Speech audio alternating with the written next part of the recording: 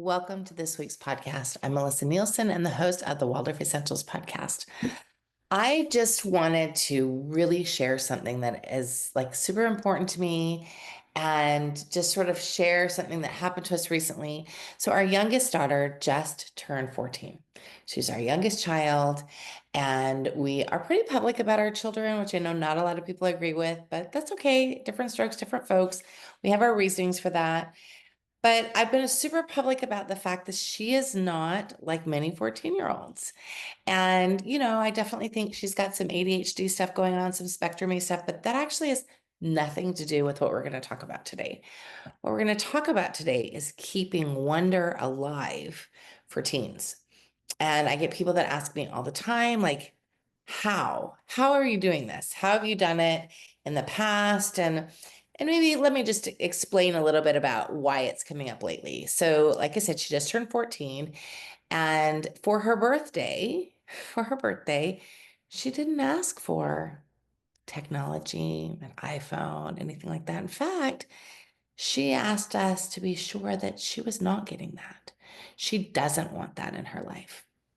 She's got some little friends that she has seen technology just sort of suck them in the wrong direction and make them way more unhappy than happy. She's watched friends like really succumb to having too much YouTube in their life or too much media in their life that they can't handle at their age. And she's watched that and she doesn't want that for herself. So, what we got her for her birthday was something that she had asked for back at Christmas time, but we had already purchased all of her gifts. So, we just kind of tucked it away with thoughts about for her birthday. So, there's this company that, and we'll link it in the show notes. There's this company that makes reproduction little Walkman. So, I'm a Gen Xer. I was born in 1973. Anybody who's around that time period, maybe even millennials, you're going to remember a Walkman. And then it was replaced soon by like an MP3 player. But, we had the Walkman that had cassettes in it, and then we had the Walkman that had CDs in it. And oh my gosh, you had to be really careful because with the CD, it was skipping all the time. And then you had the MP3 player. And then, of course, later you've got, your phone or whatever. So she don't want that. She don't want that. We have a family iPad that she listens to her Sparkle Stories on at 14. She still listens to Sparkle Stories. She might listen to an audiobook on that. And she might look up something when she's near us, like we have conversations, but she didn't want something that she could have more media on. She asked for something that would allow her to disconnect from media, that would allow her to listen to her music without being distracted by media. So we were super excited because she had forgotten about it. Eric and I were super excited. He even got it out before it came to make sure it was all charged up. And it's a great little device because even though it has Bluetooth, it also has a jack for regular headphones since we don't do Bluetooth at this age. And so she was over the moon, but Eric was like playing with it and we went and got her some old cassettes because what it will do is because it does have Bluetooth, it will connect to my phone or Eric's phone or the family iPad and allow her to make a mixtape. I don't know if you've ever made a mixtape before. Maybe you're not old like me, but I can remember as a kid, like making a mixtape, like, and you give it to your friends. Sometimes you give it to a boy you like, or something like that, so that you can like compare music. And so we got her some old Memorex tapes that were blank, and there's a couple of albums that she wanted that were available on tape.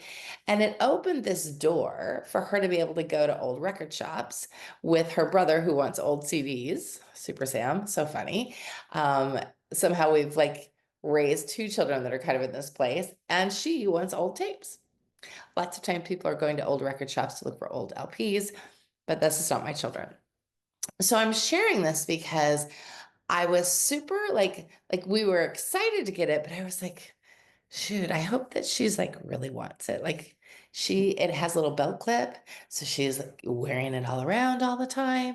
And so I'm just sort of laughing and giggling about it, but it kind of plays into this larger space of wonder. And it plays into that space because she's not like wanting more technology.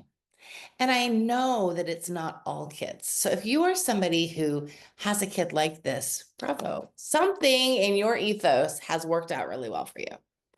If you are somebody who has a child that has maybe gone too far and you're like, oh, I feel like I've lost it, hopefully some of the things I'm going to talk about today will be helpful to you. So, things that I know have helped her. She has always had plenty of time to play. It's really easy to do when you're a homeschooler. In fact, I had to laugh because this karate program that she's in, a few like during spring break, they had like a daily program. And I said, "Do you want to do the spring break camp?" And she's like, "I don't know. I have to go there every day for like 4 hours. I don't think so." Because she doesn't want, she wants her free time. So, we have a very active homeschool life and we have a community life, but it's not overscheduled. So I think that that is a huge piece. She's not, she takes karate and we have a co-op, but she is not over scheduled. And I think that is such a huge piece when it comes to keeping wonder alive in children. So if you are struggling with this piece, step back and ask yourself, does my child have too much to do? Because the fact that she can just go sit out in the backyard and sit and talk to the dog or spend hours drawing and she's like super sanguine. So it's not like she's a quiet child.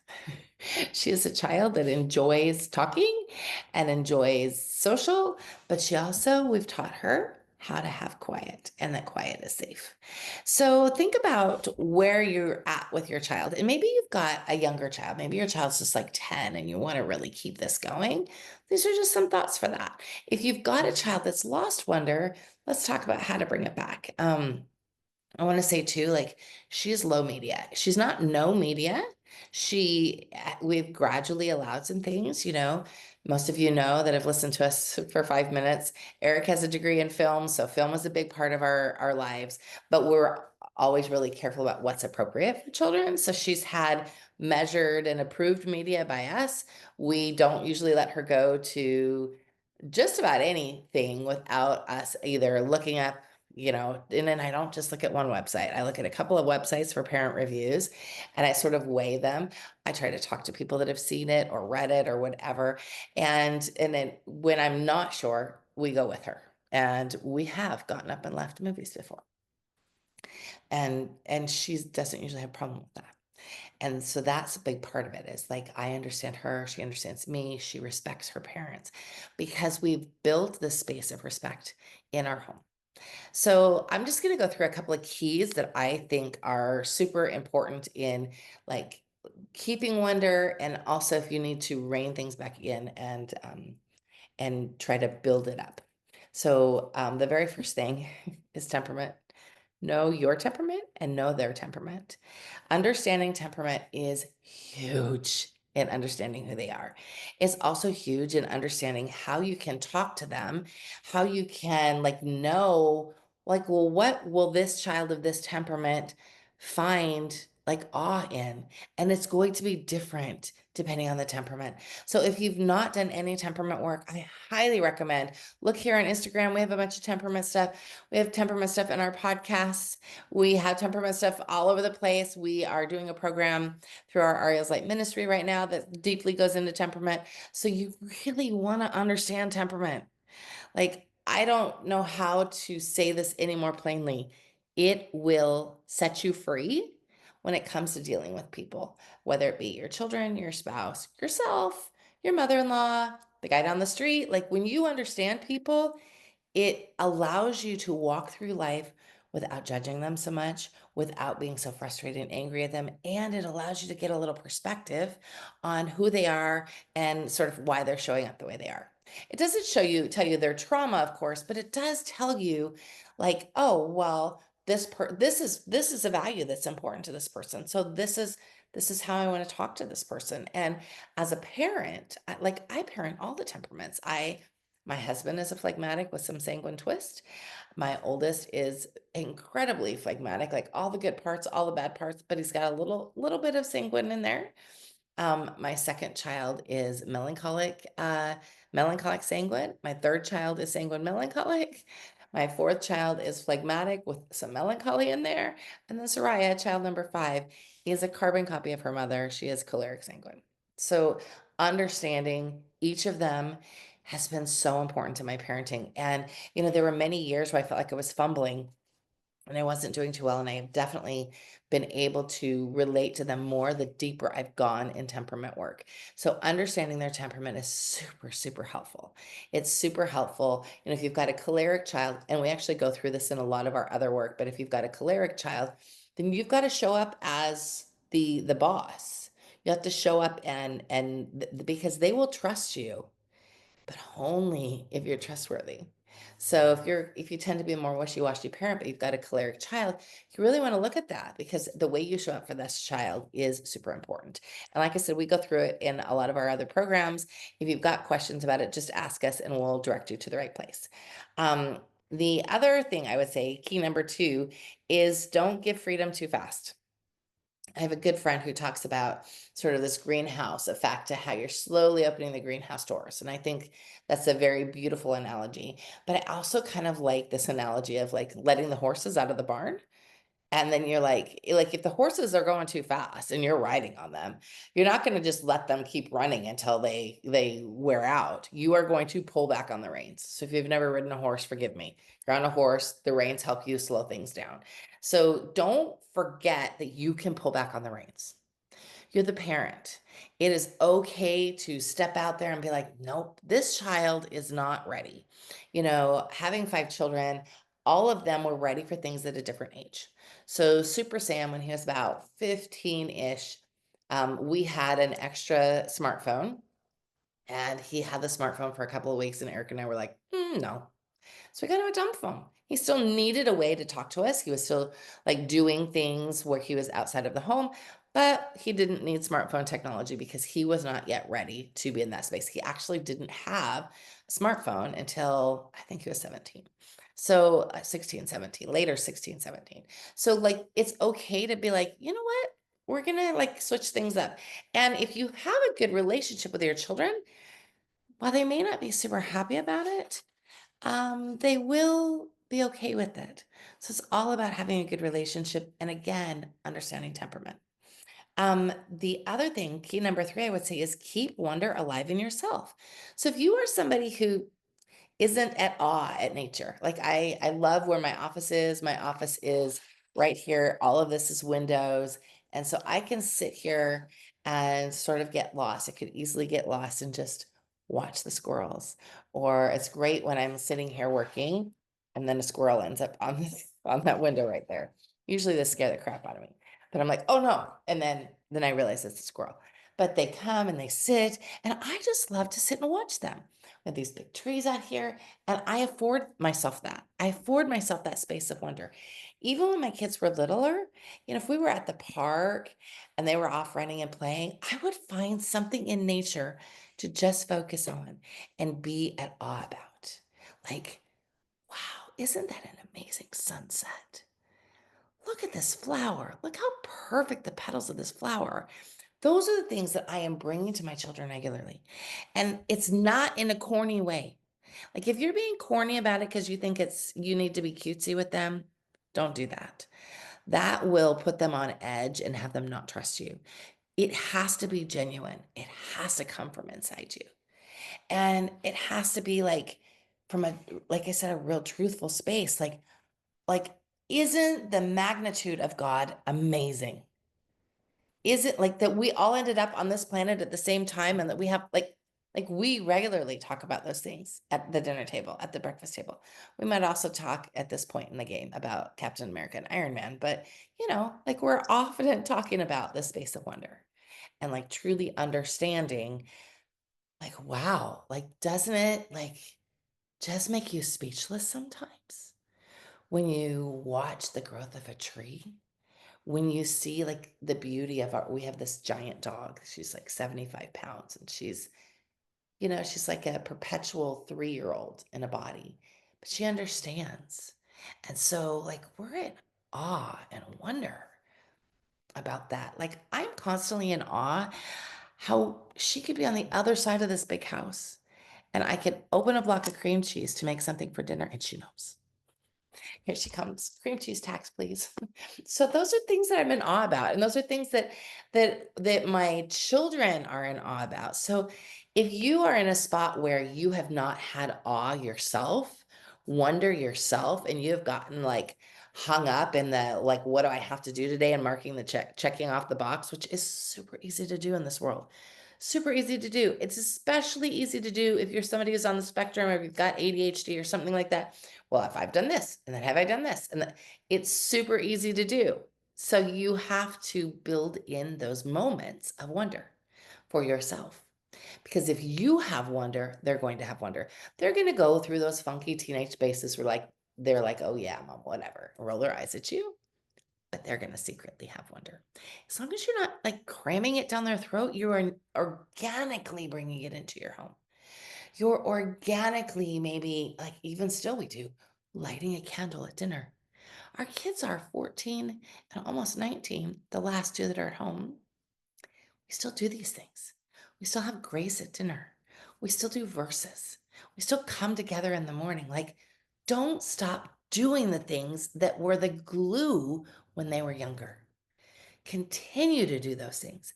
Continue to have your family meetings. And it's so important because they realize, oh, wait, it's not just for the little kids. They're really interested in how I'm growing. I can't tell you how many parents, maybe they did Waldorf Essentials when their kids were younger, then their kids grew, and now they've come back and they've got teenagers and like, I need to get back to this and I don't know how to get back to this because I like let it go, or maybe they went to school for a year or something like that and they let it go, or maybe there was a divorce or a death or some catalyst that made it feel like it was impossible for them to keep it going. Bring it back in. It's never too late. It's never too late. And yes, they will resist you. Yes, they will like make you feel like you're dumb. It's your job to not allow them to talk to you in a nasty tone. It's also your job to just bring it. Just bring it. Sometimes I'll tell my kids, just humor me. There's a place, most of y'all know, I love Disney World, which you don't need to send me emails. I know they're evil empire, like all the things. But there is a place at Disney World where you can go at Animal Kingdom. You can go draw with the animators. And often I go by myself because I just want to sit there and I'll sit and draw and just listen to the animators and what drew them in. They're probably, most of them are Waldorf students. Most of them talk about, oh, how they moved here from here, and they're all places where there are like predominant Waldorf schools. So like it's very interesting to me. So I just sit and listen, or they talk about what drew them to animation. And I love to sit and draw with them. And every now and again, when I go to Animal Kingdom, my kids will be like, Mom, do you want to go up and draw with the animators? Because they know that that's something that I love. I'll be like, oh, you're just humoring your mom. No, no, no, Mom, we want to come and do that with you. So don't like not do things because you think that they're going to think that it's lame. Just keep those things alive. I want them to know, like, hey, I know, like, oh, these are really cool watercolors. I bet mom would like that for Mother's Day. Oh, these are like, I want them to know those things about me. Just as I intimately know about them, I want them to be thinking about this space of wonder that I have like cultivated in them, that then makes them think about like the love of home, what they had at home, so that they're bringing that into their lives. I have been super, super like fortunate to have child number two at home right now, just for a little bit visiting. So those of you who have listened to our podcast for a long time, you'll know this child. This is Jacob. I love him to pieces. You'll know that, I've talked about him a lot. He was my hardest student. He was my hardest student. But I would say out of my three adult children from my previous marriage, I probably had the best relationship with him. And maybe it was because I prayed differently for him every day. Or maybe it's just because we have an understanding now that we didn't have before. But it's such a beautiful space. He is enjoying being here. And guess what? He remembers the things from his childhood, the things of wonder. Like he loves being in this space because He remembers that space of wonder. He brought his girlfriend, and that's been like super sweet to watch them together and to get to know her and to know that he wanted to share the parts of wonder from his childhood with her. So keep it alive. And when you think it's falling on deaf ears, don't stop. Because there were many times when I thought it was falling on deaf ears for him, and he will tell me something he remembers. And I think, gosh, I thought you would have forgotten that. And he is like so happy that it's a core memory. So don't stop.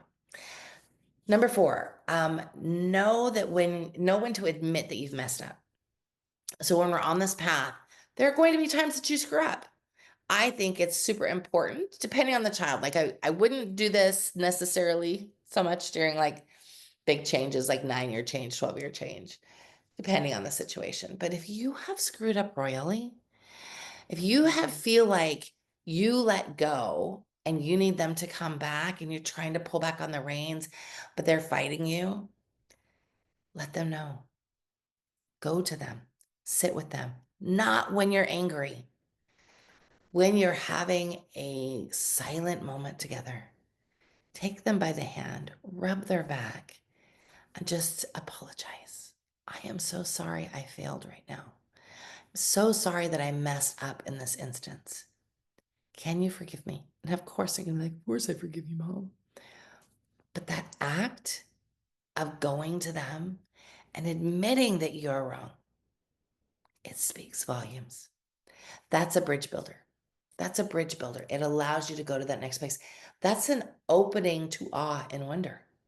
You are opening their heart and you're speaking heart to heart. Often when I've had an interaction with a child, and Eric and I do this too, like I will put my hand, not without asking, of course, I'll put my hand on their heart and they'll put their hand on my heart. It's very powerful, especially when it's a partner and you've maybe had an argument or you're trying to come back together. It's also really powerful with your child to be able to feel their heartbeat and for them to be able to feel yours and for you to be completely focused on one another for just a moment and to be able to say, I am sorry that I disappointed you. It's also okay to say, I'm sorry I disappointed you and I made a poor decision and I need to make the right decision now. And that right decision is not going to make you happy. It's okay to say that. There are many times in my parenting that I wish I was brave enough to say that. Many times. And I wasn't brave enough. So learn from me. Learn from me. It took me a couple of kids before I was brave enough. And now I see the dynamic of the relationships since I've been brave enough to do that. It's much different. It's much different. Number 5 would be don't give up. And if you feel like giving up, go back to number 1, which is all about temperament. Temperament is super important. And when you understand your child and you understand what motivates them and you understand those key pieces that are core values within them that they have been building since they were very young, you understand maybe what their blocks might be that were probably from you. Like it's really important as you're understanding that to be able to admit to yourself and talk to your own angels about, okay, I messed up here. Please, please, please. Like I talk to my children's angels all the time. And I talk to God all the time about my children. Like, please, please, please show me what they need.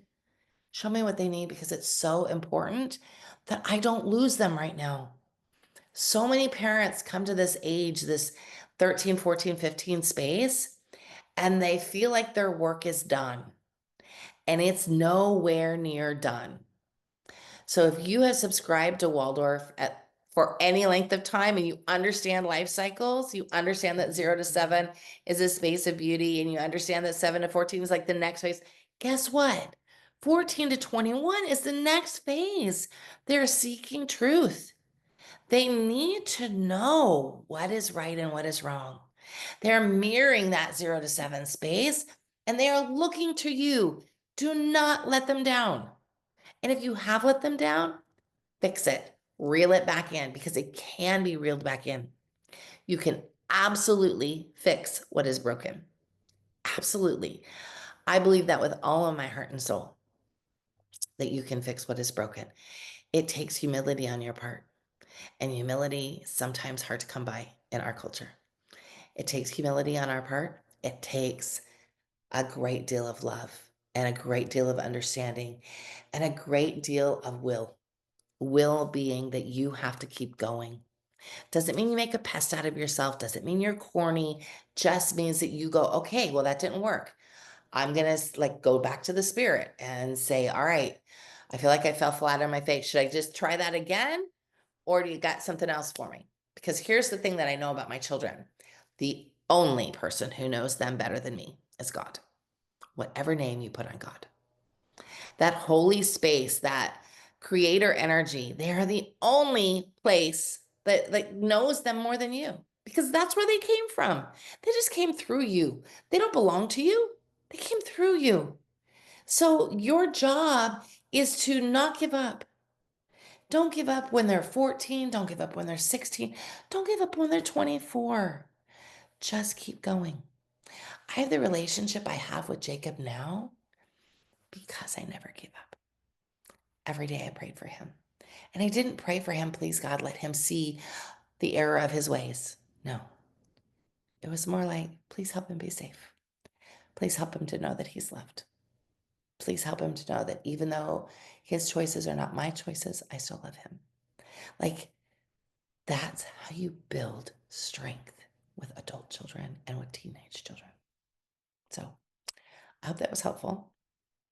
Please send me your questions, your requests for podcasts. I'm always open to listening to them and to formulating something. I find these teen years to be something that often parents are like, because it feels so much like when you started, with this child that was so small and you didn't want to mess it up.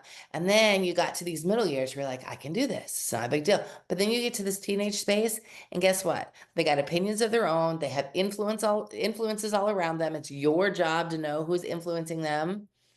It's your job to pay attention who's influencing them. It's also your job to be like, oh crap, I don't like those influences. I need to make a different choice. Like I said, be the brave parent that I sometimes couldn't be, but be the strength that they need, because they're counting on you. Even if they don't tell you they're counting on you, they're counting on you. And also, at the end of the day, when you have an adult child that does not make the choices that you wish that they would make or hope that they would make, don't stop loving them.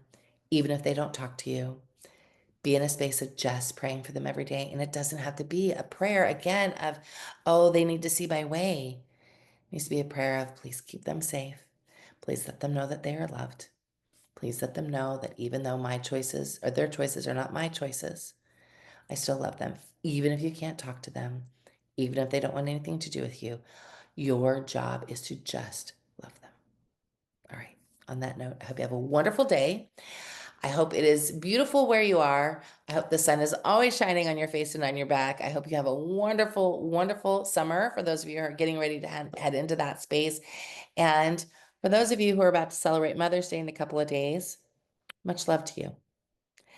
Don't let this be a holiday that is stressful. Allow your children and your partner to love you. Have a wonderful day.